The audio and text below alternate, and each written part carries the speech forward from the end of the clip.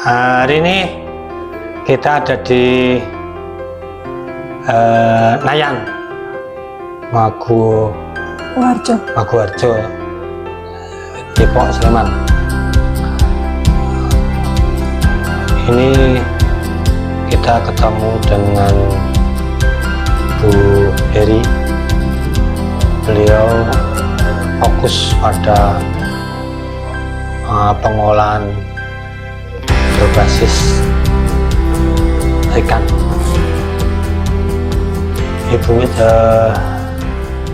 kira-kira yang mendasari Ibu mengolah produk-produk ikan ini kira-kira apa, Bu? Kira-kira seperti apa? Kalau pada awalnya dulu, karena anak saya itu kan juga susah makan ikan. Susah makan ikan. Ya kalau ya di samping ribet, banyak duri gitu toh. Terus ya kami upaya untuk membuat awalnya cuma baby nila crispy. Itu karena dari budidaya Bapak, itu kan ada yang kecil-kecil, yang kalau mendedarkan itu kan yang gede dibesarkan, kemudian yang kunting itu kecil-kecil, kami agak kecil nggak mau gede. Kan biasanya kalau pendederan kunting kan, itu kalau bahasa sekarang itu stunting. Itu yang unggul dibesarkan, kemudian yang kecil kami goreng jadi baby nila crispy, kita keripik. Kemudian kami itu beralih ke frozen food karena waktu itu terkendala dengan bahan baku. Bahan baku itu kan musimnya nggak tentu, waktu itu ada kadang panas, kadang hujan. Jadi untuk pembibitannya nggak jadi, susah cari bahan baku. Kemudian karena kami udah ada karyawan, mau nggak mau kan kami harus ngasih kerjaan mereka. Nah, kemudian kami beralih ke frozen. Itu awalnya cuma bikin nugget, bakso sama otak-otak saja. Kemudian kalau sampai banyak apa Ibu ya frozen itu? Pada awalnya kami gunakan ikan nila karena kami ikan nila juga ya. Tapi nila yang gede gitu. Iya, kami kan dari petani-petani, kami tampung, kami filet itu. Tapi berjalannya waktu itu permintaan konsumen. Di pasaran itu ternyata ikan nila ada yang suka, ada yang enggak. Nyarinya pada nyari ke ikan laut karena udah image masyarakat itu proteinnya kan tinggi di ikan laut. Kemudian kami sedikit bergeser, bukannya bergeser full ya, tapi kami sambil membuat dari yang berbahan baku ikan tuna. Bentar Bu, berarti tadi image ikan laut itu proteinnya lebih tinggi. Sebenarnya itu image ya? Iya sebenarnya. Tapi juga memang selisih juga nggak banyak. Saya pernah ngelabkan itu selisih antara kandungan protein ikan tawar dan laut memang tinggi laut, tapi selisih juga nggak banyak. Gitu. Jadi masyarakat juga perlu tahu bahwa ikan tawar itu juga proteinnya juga cukup tinggi. Jadi selisihnya nggak banyak. Lanjut Bu, tadi setelah gantinya itu berapa persen? Jadi ganti dari ikan tawar ke ikan, apa ada tambahan ikan laut seperti itu? Kami masih agak berimbang, itu paling nggak masih, tapi masih tinggi ke ikan laut. Paling nggak itu yang 2/3 itu yang ikan tuna, kemudian yang 1/3-nya yang ikan nila. Tetapi karena itu kan nggak begitu banyak, kami terkendala dengan kemarin pandemi COVID. Itu kami juga berpengaruh ya, itu kemudian kami pemangkasan produk. Nah, karena yang peminatnya ke masyarakat itu ikan nila kurang, itu kami angkat ikan nila, kemudian kami fokus ke ikan laut. Oke. Berarti ini kalau ikan laut masih, karena di Sleman memang nggak ada laut. Jadi ada kendala tidak terkait dengan bahan ikannya untuk membuat frozen dari ikan itu? Kami mendatangkan dari distributor yang di Jogja. Itu dia mengambilnya dari second produknya pabrik. Jadi itu kalau mungkin pabrik ekspor ya, itu yang loin yang bagus diekspor, kemudian kami ngambil yang leresan-leresan. Jadi kita mendapatkan ikan yang masih tetap fresh, tetapi dengan harga yang agak miring. Oke. Gitu. Terus ada nggak Ibu pikiran kalau yang sumber daya lokal seperti yang nila, tumbuhan ikan gabus, kan sekarang juga banyak orang lari ke ikan gabus karena untuk pengobatan atau apa itu dibuat frozen atau apa, sehingga sumber daya lokal kita itu bisa terserap. Seperti apa ini kendalanya kalau itu? Kami kalau gabus belum mencoba, tetapi ini kami akhir-akhir ini udah ada permintaan lagi untuk yang ikan nila. Oh, nilainya maksudnya. Ya, ikan nila itu kalau ada permintaan lagi itu bikin dimsum. Oh, dimsum. Kemudian ada yang kemarin itu ekado. Ya itu. Kemudian kalau pelatihan itu kan permintaannya dengan bahan lokal. Oh ya. Itu kami banyak sekarang udah mulai mau ke nila lagi. Tetapi kami nilainya karena kalau millet sendiri itu kan kami kosnya jatuhnya tinggi. Ya, jadi datangkan millet. Iya. Terus kalau datangan berat dari mana, Bu? Masih di distributor sini, dia sebagian millet sendiri dari Sleman juga, kemudian ambilnya katanya dari Turi. Tetapi sebagian juga masih ngambil ke Semarang. Oke. Sekarang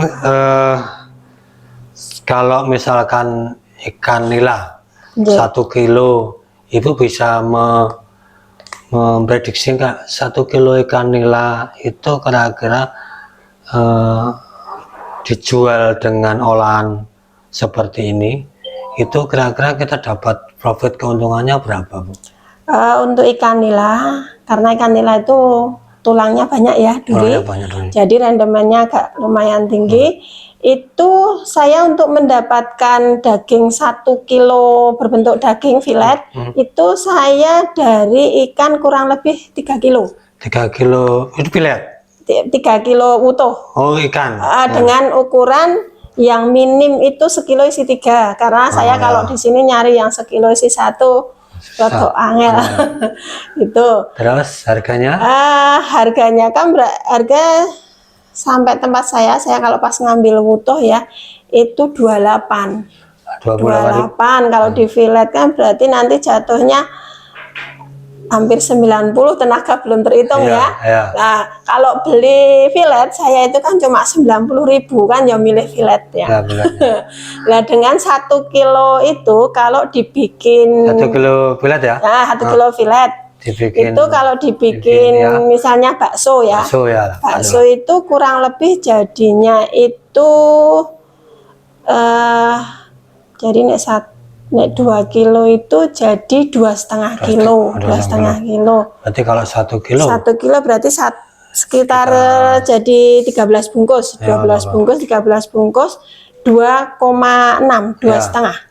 Terus harganya dari 1 kilo filet tadi, harga kemudian dijual sampai harganya di berapa?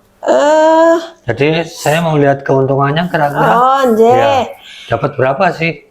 Berarti kalau dengan nila itu 1 kilo kan 90 nanti plus misalnya bakso aja ya. Bakso itu untuk lain-lain kurang lebih bumbu 5.000, 10 biaya lain-lain 20, 30 sama tenaga. Berarti kan jadi 120. Modal 120. Lakunya itu nanti jadi 1 kilo itu cuma jadi 22 jadi 11 bungkus. 11 bungkus itu 1 bungkusnya 2 on. 2 on. Saya jual dari sini saya ngelepas 13. Berarti 1 bungkusnya. 1 bungkus berapa kilo 1 bungkus? 13 itu untuk tunai. 14. 2 on. 2 on. Berarti 14 kalau yang ikan nila berbahan ikan nila 14 berarti 140 ditambah tambah 2,5 100 kurang lebih 170. 170. Iya. Berarti 170 dikurangi Untung 50. 130 ya sekitar 50. Ya, kurang lebih 50. 130. Ya, pokoknya ada selisih keuntungan. Ya, Artinya Mas. dengan olahan, dengan kita menjual dalam segar bentuk ikan segar dengan diolah itu kan berbeda. Ya, kita ada nilai tambahnya. Ada tambahnya. Iya. Tapi memang membutuhkan keterampilan khusus atau memang ini sebenarnya bisa dipelajari gampang atau agak sulit ya sebenarnya Bu? Sebenarnya simpel. Simpel Itu ya? adonan yang paling simpel itu bakso itu adonan dasar. simpel, Nanti bisa dikembangkan jadi yang lain. lainnya. Jadi rolada, jadi siomay, dimsum dan lain-lainnya itu. Adonan dasar memang untuk fish jelly produk itu cuma adonan bakso. Yang paling simpel dan mudah. Kalau di Ibu sendiri pernah ngitung nggak satu bulan itu kira-kira dari hasil ini Ibu dapat keuntungan berapa, nilainya berapa rupiah? Saya harus dapat itu. Jadi orang itu bisa tertarik karena dengan kira-kira ini dapat berapa sih satu bulan Ibu itu pendapatannya. Karena ini mungkin Ibu hanya mungkin sampingan atau serius kan, kalau serius berapa, kalau ini sampingan berapa? Kebetulan kami belum full tiap hari produksi. Paling nggak kami produksi seminggu cuma sekitar 2 kali. 2 kali, tapi anunya karena penuh tempatnya. Karena tempatnya tidak penuh atau karena memang kapasitas kemampuan produksinya atau karena daya simpannya seperti ini sudah penuh.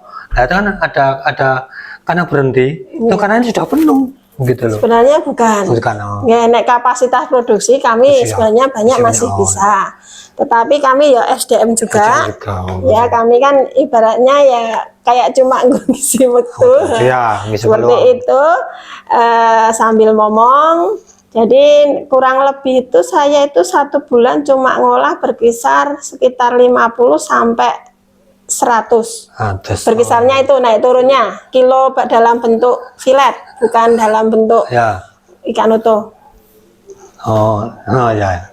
Gitu ya.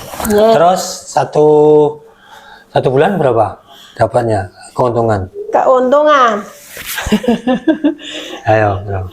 Keuntungan ki kurang lebih nek saya ngolah sekitar 50 kilo ya. 50 tadi kalau 1 kilonya 50.000 berarti kan tinggal ngalikan.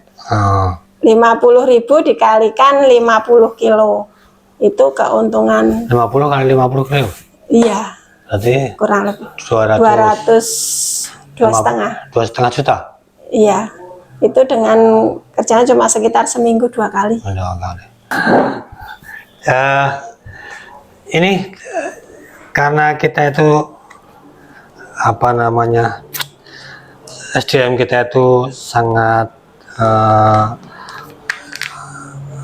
terbatas terkait dengan mungkin karena waktu ataupun karena apa Bu, jika orang-orang itu jadi tidak ini kalau digeluti secara serius kan bisa serius. Alhamdulillah kalau serius waktu dulu saya pernah juga sebulan itu kurang lebih saya sampai 200 kilo. 200 kilo. Dulu itu. 200. Tapi ya waktu itu kendala apa ya?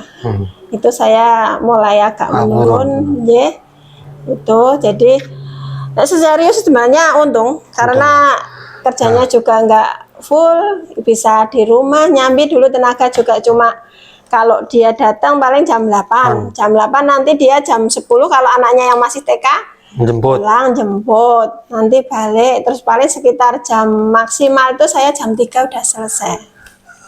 Terus kalau ini Bu, ini kan ada program pemerintah terkait dengan bedah Yupi. Itu harapan Ibu seperti apa untuk bedah Yupi itu? Semoga dengan program bedah Yupi ini dapat membawa berkah bagi kami, kelompok kami. Semoga nanti itu kami bisa meningkatkan produksi lagi seperti tahun-tahun yang dulu. Oh gitu. Itu jadi tambah semangat Tambah bagi semangat. kelompok kami. Berapa sih kalau kelompok anggotanya? 15 kemarin yang meninggal 1. Oh, 15.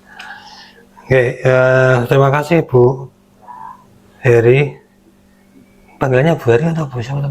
Bu Heri ya? Nama saya Purwanti, Oh, ini Bu Heri. biasa dipanggil Bu Heri. Tahu saja bubur ya. Namanya itu butuh apa Bu Heri. Iya. Terus ini produk rosennya namanya Ninaju. Ninaju. Bisa di situ. Ini Ninaju. Ya. Itu singkatan Ninaju itu singkatan dari Nila Nayan Jogja. oh, Nila Nayan Yogyakarta. Jakarta. Semuanya nggak ada. Nina Seju. Oke. Terima kasih Bu Pur, Bu Heri. Mudah-mudahan Sama-sama. Minangudi Lestari. Minangudi Lestari ini semakin jaya. Amin. Utamakan pada produk-produk yang kita punya. Jadi kalau ikan-ikan yang ada di area kita, kalau overload atau kelebihan bisa diolah seperti ini, sehingga tidak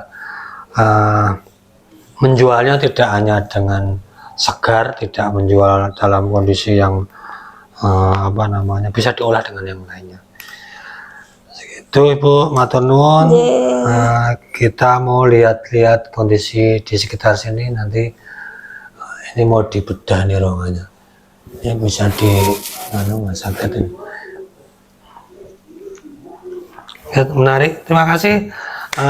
Saya kira demikian hari ini kita cukup, kita mau jalan-jalan lagi. Mudah-mudahan menambah semangat kelompok-kelompok pengolah ikan. Ini Bu Pur ini termasuk salah satu guru di Kabupaten Sleman yang mengajar di mana-mana tentang olahan ikan. Dan oke, terima kasih Bu.